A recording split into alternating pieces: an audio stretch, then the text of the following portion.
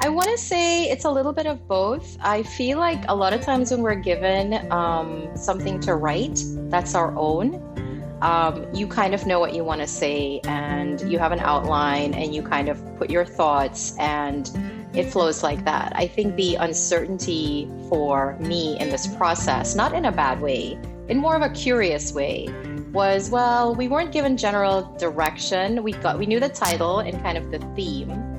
And it had to do with women of color, amplifying their voices for change, talking about resiliency, uplifting stories for young women. And that was about it. And so I wondered what they would be writing about. I wondered if my work would be too personal, if it would be not personal enough. And so the end result, I finally was able to read the entire book last week. And it did what a book is supposed to do, I believe, Dave. It made me cry, it made me happy, it made me a little bit pissed off by some of the experiences that my co-authors went through as women of color. And I walked away sort of better for it. And so I think in the end, it accomplished what, like I said, any great book should do, right? Okay, everyone, welcome to Living the Next Chapter. I have a great guest on. Again, it's like every time we come to the mic, we have amazing people. And today's definitely a great example of that. Stacey is with me today. Stacey is releasing a book, which should be coming out very, very soon. Make sure you check the show notes for all the information. And we are going to be talking about some very interesting topics today. Stacey, welcome to the podcast. So happy to have you here. How are you? I'm doing well, Dave. Thank you so much for having me. I'm just excited to share a little bit with you and our audience. It's great. Let's start off. I like to share this because talking on podcasts, you get to meet people around the world. Where are you right now in this great world of ours? I am in Boca Raton, Florida. I am originally from the sunny islands of Trinidad and Tobago, and so Florida kind of feels like home. Nice. And I'm here in Canada, so we'll just leave that at that. For sure. You've named many places that I wish I could go right now, being February in Canada. Mm-hmm. So thank you for that. That's I'm thinking warm, sunny things right now. That's great. Awesome. So let's talk a little bit about your author journey. Let's start with that. I'm interested to kind of get your sense of what sparked you to say, you know what, I have a message to share with the world, and I think that writing a book might be my way of sharing this message. Take me back to that point in time. I'm really interested to see how this starts. Yeah, I mean, I wish I could be one of those people that said I always wanted to write a book, but honestly, I am an avid reader. I think starting from childhood, I've always loved books. I think growing up in a third world country, there isn't a lot to do. We grew up in a village, and books kind of, for me, were a portal into faraway places, characters, stories, and definitely I was the eldest of 5 kids. And so it was a beautiful escape route for me, because when my parents saw me reading, they didn't bother me to babysit or anything. And so definitely I grew up loving books, loving the fact that a book can influence not only my life, but the lives of others, to enable change, to build a movement. And so when the opportunity came and was presented to me to join forces with some very powerful women to do this anthology, I jumped on board because it was the right time. So tell me about writing with other people. Does that make it easier for you as an author, writing your first book? I want to say it's a little bit of both. I feel like a lot of times when we're given something to write that's our own, you kind of know what you want to say and you have an outline and you kind of put your thoughts and it flows like that. I think the uncertainty for me in this process, not in a bad way, in more of a curious way, was, well, we weren't given general direction. We knew the title and kind of the theme. And it had to do with women of color, amplifying their voices for change, talking about resiliency, uplifting stories for young women. And that was about it. And so I wondered what they would be writing about. I wondered if my work would be too personal, if it would be not personal enough. And so the end result, I finally was able to read the entire book last week. And it did what a book is supposed to do, I believe, Dave. It made me cry. It made me happy. It made me a little bit pissed off by some of the experiences that my co-authors went through as women of color. And I walked away sort of better for it. And so I think in the end, it accomplished what, like I said, any great book should do, right? And I guess when you're writing your portion of the book, do you have a sense of what the overall, like how all this is going to fit together? Or are you just submitting it going, I hope my story adds to and blends with all of the other stories included? Yeah. I mean, I think I hoped it blended. The thing that drove me to write the way that I wrote was in the end, I pictured the reader as my 16-year-old daughter. Nice. And I think most of us have kids on the author group, and we are writing this in terms of our lived experience and kind of what our hope is and what lessons learned are for the future generations and current women going through what we went through. And so I believe that keeping my daughter Alyssa front and center as I wrote this enabled me to kind of say the things I wanted to say that I don't actually think I could even say to her in person sometimes. But knowing that these words would impact her and sort of allow her to know me differently, I think was really powerful. It was a sense of healing in that, because some of the things I shared, and I know actually some of the other authors too, a lot of what we shared in the book, we haven't actually even told our parents some of this stuff or friends, because there is a sense of, I want to say shame or hurt or did that really happen to me in the book? You know, whether it was a racial comment or anything like that. And to some extent, we all muscled through those experiences. Yeah, it made us tougher and stronger and so forth. But it also took a little bit. It took away from us certain things: the ability to truly feel safe in a work environment, the ability to truly be seen by more than just initially the color of your skin.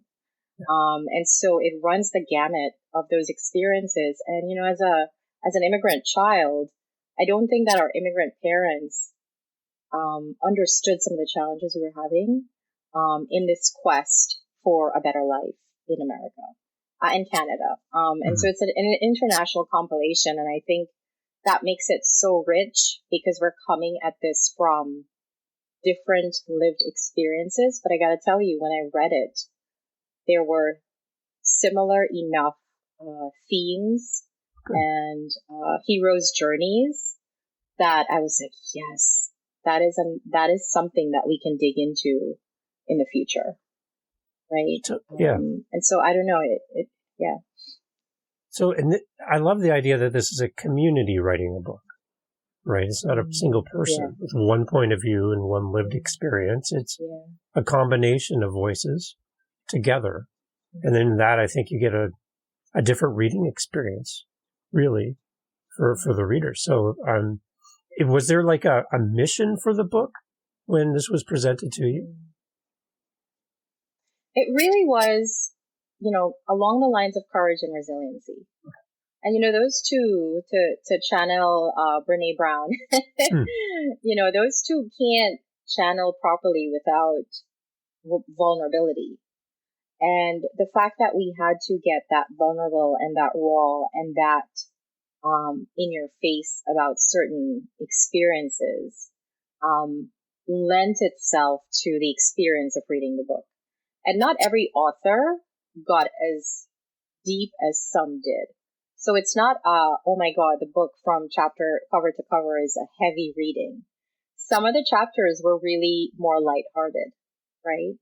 Some of them were more very corporate. Like you've got some powerhouses in there, right? We've got a psychologist, like, you know, we've got a newscaster, you know, I bring to the table strategic planning and emergency management. So IT, right? Like Black women in IT. And so you've got this gamut of not only rich cultural experiences, but industry experiences that I think really is powerful given today's challenges, you know, with the women leaving the workforce in massive numbers, and just coming out of the pandemic in another transition year where we're all just trying to find what really makes us happy. And there's this big thrust right now on DEI, DEIA, the LGBTQIA community, like all of these things. And I feel like the richness of each author's chapter taken together leaves you with a sense of growth yourself. Doesn't matter where you are from or what season you are in life. I think you take away something that allows you to look at something differently, approach someone differently, reflect on maybe an experience you had that you didn't understand. And I think that is super empowering for anyone that kind of reads it, right? I think our goal was to kind of leave the world a little bit better after reading it, right? And after writing it, certainly. So we talked before we hit record that you've gone through a change in vocation and you've moved to a new coaching program and helping people. Can you talk a little bit about what you've learned in your past career that you bring forward into what you're doing today? Yeah. So, I mean, when I went to college, in my experience, certainly, I came here and I lived in New York and Maryland, and lived in Washington for 20 years before migrating to Florida. And so my corporate experience, if you will, coming out of college entailed some, Fortune 100 companies. So IBM, Morgan Stanley, Bank of America. I started my career in the federal government with Homeland Security. My entire tenure with Homeland Security, including FEMA, ICE, TSA, spanned about 18 years. Wow. And so I grew up both in corporate, true corporate, IBM and so forth, and federal government, which is very serving the public focused. And so I do think that my decision, which I think you were alluding to, I decided to resign from my six-figure federal position, actually December 30th. So it hasn't quite been even 30 days of full work. Wow. To work for myself. And a number of things led to that decision, but I think it came from a place of power, personal power, that I know who I am, I know what I can do, I know what I can contribute to the world and to women. I specifically work with women executives and women executives of color who are taking care of both their young children and their aging or ailing parents. And so affectionately, this middle-aged generation is called the sandwich generation. And I find that the things that we talk about in the book and the things that society is grappling with as a whole really impact this particular subset of the population in a way that nobody's really paying attention to. And I myself am in that generation, the sandwich generation. And when I showed up and asked for help a couple of years ago when things were just really bad, I mean, to the point where, and you'll read a little bit about it in the book, I don't want to give it away, but, I had a situation where I got so sick, I had emergency surgery and completely flatlined, and twice. And so we talk a lot about how the things leading up to something like that level of burnout, how much it has to do with our experiences, not only in the workplace and some of the things we deal with, but also on the home front, right? Grappling with your own sense of self, raising kids who, were in our 40s and 50s, and sometimes many of us have elementary school kids.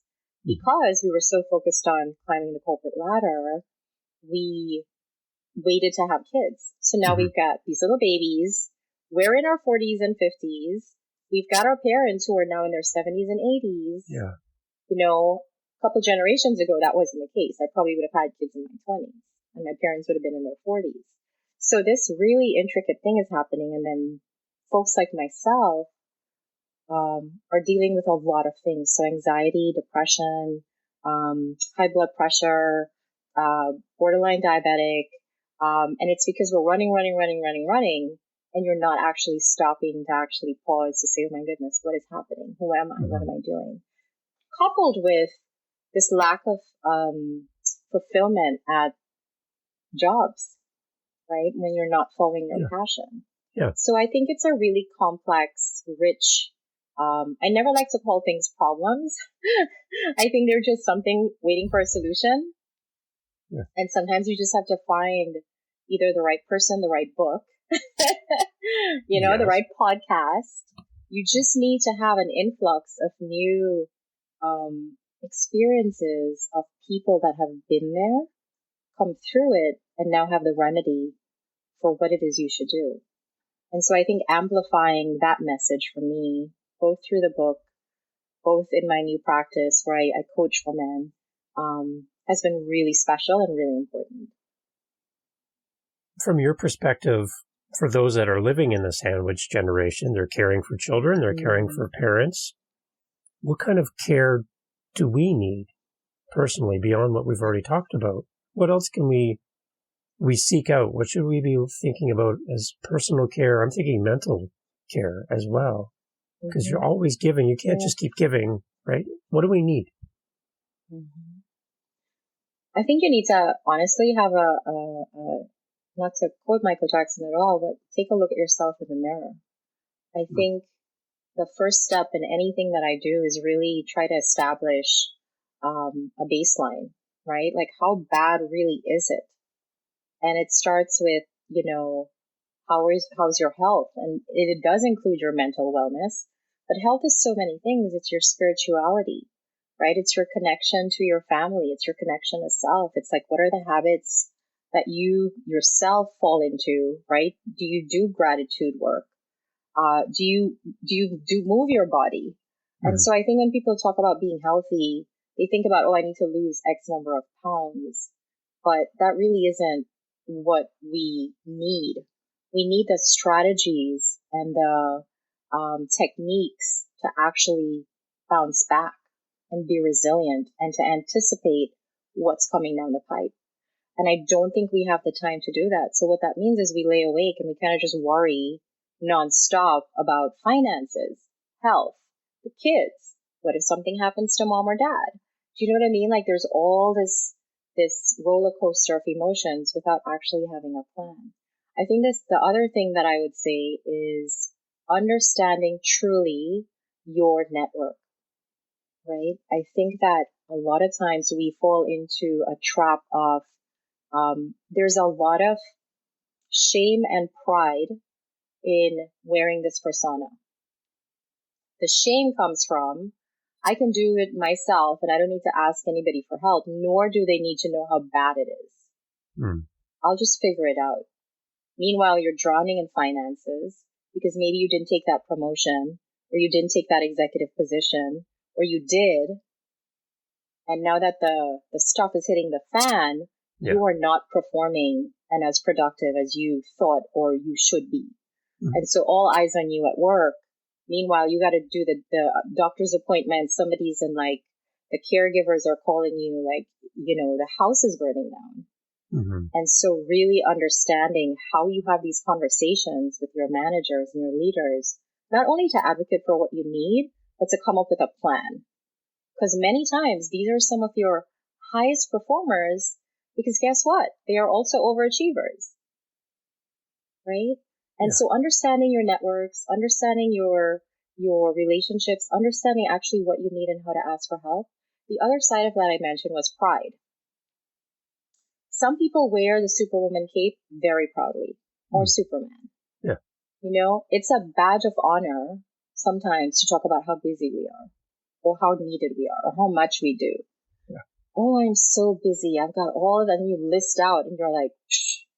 I'm telling you, boundaries, relationships, priority setting, understanding your core values, having a framework for your life and a vision for your life, much like we do any business we start or we enter, game changer. Like, you can now thoughtfully plan the future that you deserve and not casually fall into it, much like we've probably done for the past couple of decades. And so I think a lot of this stuff, I'm a strategic planner, right? That's my superpower. Once I started looking for help and trying to figure out, give me the game plan. What's the plan? How do I get out of this? how do I get out of this autoimmune diagnosis? How do I get out of like these money worries? How do I save for retirement when I got to help my parents, but also pay for college? Like, it is real stuff. And nobody kind of had the plans for me. So I took every coaching I could do. I'm a nerd at heart, Dave. Mm-hmm. You know, I read a bunch of books. I looked for common themes. You know, my ability to take a massive amount of data and neck it down into 12 steps is what I did. Mm-hmm. You know, and then I called my friends that I knew were going through something similar. And I think when I say pride and shame, when I talk to these women that I love dearly and have known for years, I didn't know what was really going on with them. And they didn't really know what was going on with me. Meanwhile, we'd had a couple girls' weekends or gotten happy hours or had a book club meet, but we weren't being truth tellers in our circles and allowing for, I don't know what to do from here and I need help. And I think that's kind of how it is for many things, but in this particular case, that sense of isolation and overwhelm and stress, like the pile-on, leads to so many illnesses, your adrenals, right? Your lymphatic system, like systems we don't even talk about, breaking down until you hit a wall and you're like, man, I can't even breathe right now. So hope that answers your question. No, it's good. When you're talking, I'm getting the sense of somebody like painting themselves into a corner, and then they're like, "How did I get here? And I can't get out. I'm surrounded by wet paint everywhere. I'm trapped." Why is it so easy for us to put ourselves in a place where even though we need help, we don't ask for it? Like, why is that our default that we go there? I believe, and you know, this is my second business. My first business was personal styling for women, corporate women. So it always has to do with how you feel about yourself, and that's how you show up in the world. And I think that in my program that I created, I boiled it down to two things. One is, and I'm not a scientist or a psychologist, this is just my expertise and what I think and what I bring to my clients. I think it's fear of failure.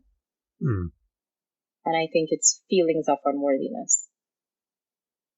And when I say fear of failure, like, no one really wants to put their hand up and talk about what you just said, because the social media reel shows us everything is okay. Perfect. Yeah. And then on the other hand of it, that sense of unworthiness, you know, for me personally, I'll just use myself. I moved up the ladder so quickly, I had whiplash. And when I got to the top and looked around, there was nobody my age, my complexion. There was just nobody for me to be like, ooh, do you know what I'm going through or what I'm feeling?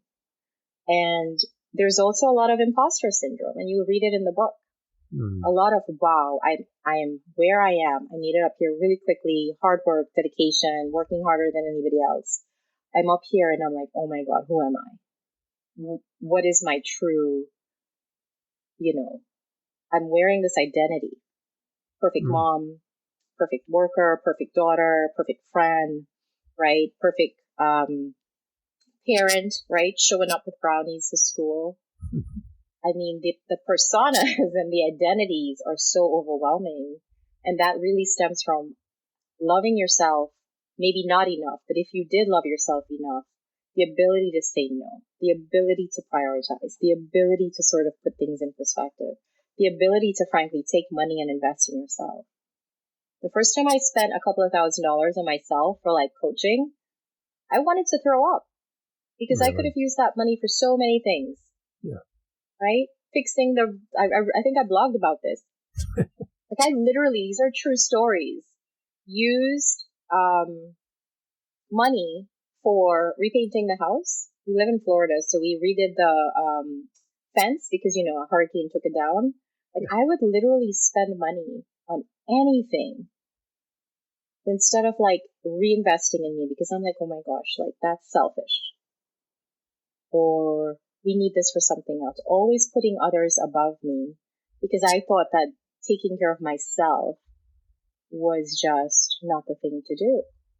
And I think a lot of people that I'm realizing, Dave, as I'm doing this work, I hone in on women because we are more apt to be as vocal as we are about these things. Yeah. But more and more men are approaching me. And I'm talking about military guys, like guys that are CEOs, and they're like, I feel the same way, and I have nobody to talk to. You seem kind of approachable. I love but, it. There's a vacuum here for some kind of discussion and conversation and authenticity around this epidemic, if you will, right? Yeah. And to compare your life, your struggles to somebody's highlight reel online is not fair. And then you start to question everything, right? Why are they so successful? Why is everything so easy for them? And for me, all I see is the hardship. So, talk a little bit about your coaching program and, what is it like to work with you? Because there's probably people listening to this going, yeah, this seems like a fit. I want to know, I'm curious, what is it like to work with Stacey? So can you give us a behind the scenes of that? I am like a strategic partner that eventually becomes a friend. Nice. And I think that I walk beside you within your life and help you. I think there's two types of coaches. There is the coach that kind of is like some therapists where they ask you a lot of questions and sort of hope you get to the answer at some point. I think for me, I'm my coaching certification came from the Tony Robbins, Chloe Madonis camp, where it's strategic intervention coaching. So it really is very powerful in helping you with quick changes that give you almost immediate results week after week. That, that kind of positive reinforcement allows you to break some of these habits that you may have had for decades. It's typically 12 weeks. We meet twice a week. That may change. I mean, as I'm kind of getting more and more clients and they want different things. And I'm, like I said, 1 month into this, but I have been coaching women for about 2 years. I'm finding they need different things. But definitely there are 3 phases. One is called clarity, confidence, and certainty. Because I think those 3 C's are imperative in leading a happier life. We're not really trained to walk around and say, I want to live a joyful, fulfilling life. If you go on the street, and I'm sure you've seen TikTok videos where people are like, are you happy? And people just look like you ask them the most insane, like unbelievable question. And they're like, and then they think about it and you can watch their faces. And they're like, not really. And I'm like, I want to be happy. Yeah. And my clients are happy. You wake up happy because you know what? You know what your values are and you know kind of what your day is going to look like, right? What's your ideal day? What's your ideal life? My husband and I, we've been married 20 years this year. God bless me and him. Yeah, there you go. But a couple of years ago, Dave, we were just married and living like roommates and still deeply in love, but functioning on autopilot. My coaching really gets you out of autopilot and back into the driver's seat of your life. And in our case, we sat down and we created a vision for our marriage. Like, what does the next 10 years look like? What does the next 20 years look like?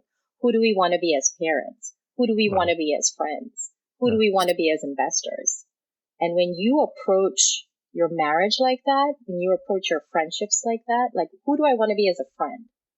I want to be a confidant. I want to be a warm haven. I want to help you with your biggest ideas and like brainstorm with you. I don't want to just sit and drink wine. Some people, that's their jam.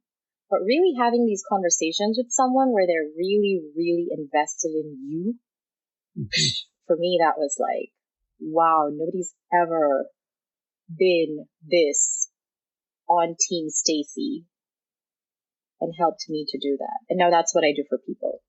If you're coaching with me, I'm on Team You, and we get it done.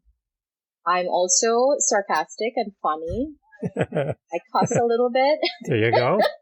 You know what I mean? Yeah. I'm from the islands, so we're going to do a little bit of dancing, but we have fun, right? Yeah. I mean, we have fun, but we get it done. And I think taking back control, regaining your self-confidence, having a plan. This kept coming up time and again. I just need a plan. I just need to know what to do. And so, yeah, that's what we do. So, Stacey, for the person that's listening to us right now, that's come to us maybe from the topic or the title of the episode, they're here, they're sandwiched between responsibilities. They've not really invested in themselves over time. They only give and give and give. I would like to step back, and I would like you to talk to them directly. I'd love for you to kind of address giving them permission to invest in themselves. I'd love for you to kind of encourage our listener with that, and the benefits of investing in yourself through coaching, through whatever that is, however that looks. But I would love it from your perspective, directly to the listener. I'm going to get out of the way, and I'd like you to talk to them directly. Is that okay? Yeah. Okay, go ahead.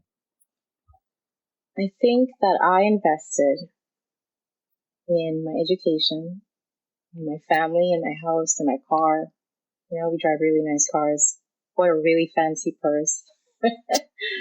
And when it came to investing in my health, and health again doesn't just mean physical attributes, right? Like weight or anything like that, but the ability for me to show up as who I really am, to do the things I wanted to do. That was a different level of investment. That was a level of investment that's taken me to heights that I didn't even imagine. And nobody that I've ever spoken to who's done the things that they truly wanted to do and they're truly living their best life, none of them said, I'd never invested in myself. In fact, they have tripled or quadrupled what they're doing, including myself. Right? I have a coach that I pay now an astronomical sum of money that I meet with weekly, and he is a part of my family.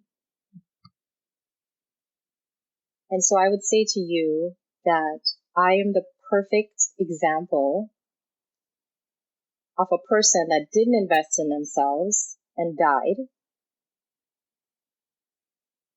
because of it. And so now that I choose to invest in myself, it is definitely a rebirth, worth the entire experience. So it may not be with me, whomever, figure out what floats your boat and find some help. Call a bunch of people. There are coaches everywhere. But you owe it to yourself. You owe it to your future. You owe it to the generations that are going to come after you to really do things differently. And you can only do that by leveraging experts. This isn't a DIY camp. And I think that's what I would say. Powerful. Okay, now I'm going to ask this question because you are so honest and open about talking about you having a coach. Mm-hmm. What are some of the things that you look for in a coach, you personally? Mm-hmm. I want someone that feels like a friend. I want someone that I am not having to pretend with. And I know that's a harsh word, but I think if you really look at your life, you really are putting on a bit of a show for whoever, whether it's your boss or, whoever you're trying to impress with whoever you think you are. I want somebody that I can just really sit with in my abject misery at the beginning of a call, and at the end of it, I'm fired up and inspired. So I look first for somebody that I can talk to as a friend. Secondly, I need to know that you've kind of been through some crap. Yeah. Like, I don't just want an Ivy League kind of paper coach. I want somebody that the people that are attracted to my type of coaching and the people that I vibe with and will show up in my life have gone through some really tough things. And because I've also been through those kind of things, they say your vibe attracts your tribe. Yeah. And so then you have this like-minded community and the chemistry is good. So I would say, firstly, somebody that you feel comfortable with. Secondly, somebody that's been through it. And I guess that's for me. And thirdly, I want you to hold me accountable and not just let me slide by when I'm not doing the work I'm supposed to be doing. I think that level of accountability changes your life financially, spiritually, emotionally, all the leaves. All of the leaves, every leaf. All of the leaves, every leaf is changed when you have somebody holding you accountable. Mm-hmm. And you have to have fun. We will be in the middle of like a brainstorming session. Like my coach right now is helping me. His name's Mark. We're brainstorming. I have this big speech to give on the 16th. I think it's a couple hundred people, and I have the book tour, and like so many things are happening. And I'm feeling, I say I'm feeling overwhelmed, but it's a habit because I'm not overwhelmed. I understand specifically what I need to do to get myself out of that way of thinking and come back to, nope, I've got it under control, and here's why. And so having a partner for big life changes like that, man, crazy cool. You're not alone, right? That's the big thing. Yeah. All these big decisions and all these things coming through and coming at you, there's someone there in your corner. That's what I love that whole boxing analogy. Mm-hmm. Yeah. Mm-hmm. And you don't want somebody babysitting you, right? You just want a coach. You want somebody to show up. You think of all the greats in sports. Michael Jordan wasn't like, all right, man, I got all these goals. I'm good. No, he had a coach. Yeah. Right? Yeah. So, yeah, it's not something I thought I would have done long term after the influx back in 2019 and so forth. But, yeah, it's just part of how I live my life now. It's amazing.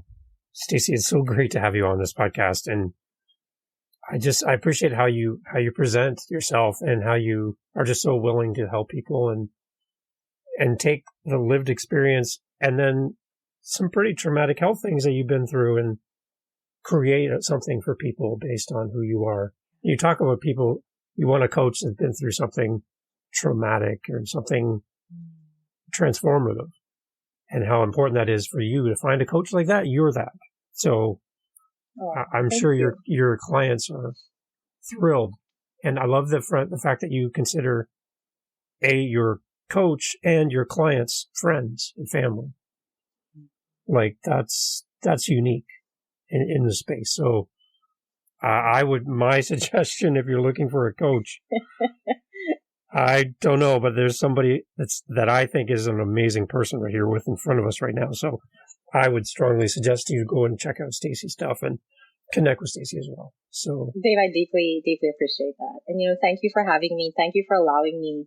And I think when you and I talked earlier a couple of weeks ago, thanks for holding a space with your podcast that is warm and safe and friendly and allows me, and I'm sure your guests, to show up as we are and sort of express things that hopefully will make your community stronger. And having you here makes that happen as well. So I appreciate that. So everyone, let's go to the website. Stacey, where do we find you? Where do we go? Give us all the details. I'd love to share that with people as well.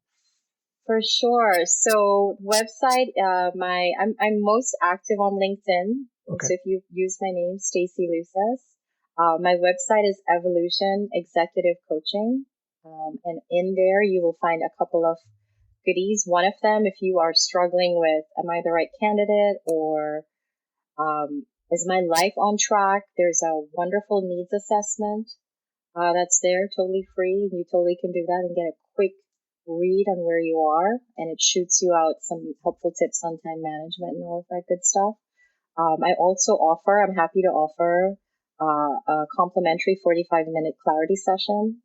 My sessions really are designed that when you come in, you leave with at least a plan of action for moving the needle on certain things. And so like I said, my goal is to always have people when they leave me a little bit better. Nice. So definitely take advantage of these things. And I wish you guys all the best.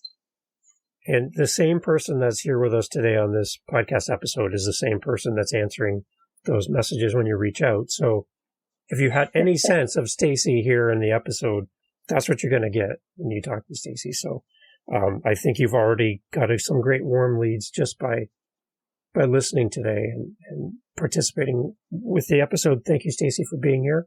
And thank you for offering such great value to our community. Appreciate it. Thank you. I appreciate you. Awesome.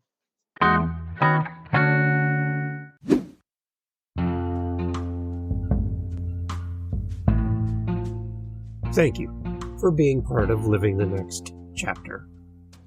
Hey, look, we're having such a great time talking to authors around the world. If you are an author and you would like to be on this very show, I would love to talk to you. livingthenextchapter.com, livingthenextchapter.com, livingthenextchapter.com is the best way to get in touch with us. There you'll find our social media and blah, blah, blah, la-di-da, and such. You, author, soon-to-be author, new author, currently writing your book author, published author, we need you here. The seat's empty, microphone set up, we're waiting for you. livingthenextchapter.com. We would love to have you on the podcast. Yeah, I'm talking to you. Yeah, you should be here. See you at livingthenextchapter.com.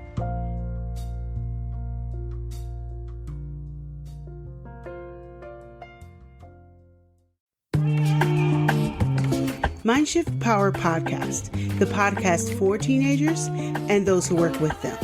There's a huge problem in America today. There's a very large disconnect between teenagers and the adults who work with them.